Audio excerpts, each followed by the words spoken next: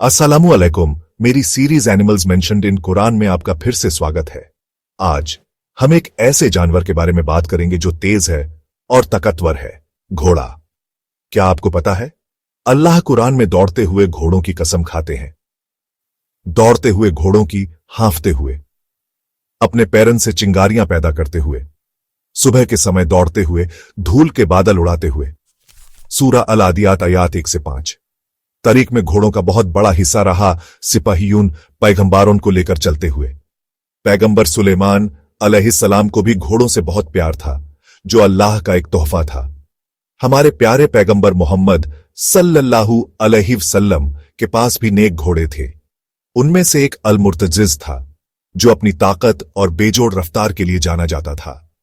एक बार जंग के दौरान पैगंबर का घोड़ा अल मुर्तजिज निडर होकर खड़ा रहा।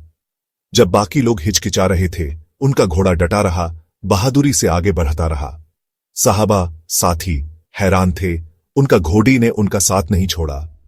घोड़ा सिर्फ एक जानवर नहीं है, यह ताकत, खूबसूरती और अल्लाह का शुक्र अदा करने की निशानी है।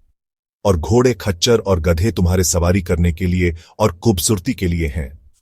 सूरा अन-नहल 16:8।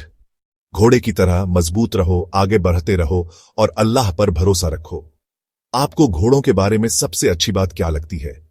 नीचे कमेंट करें। ऐसे ही और वीडियोस के लिए लाइक, शेयर और @लर्निंग मिस को यूट्यूब और इंस्टाग्राम पर फॉलो करें।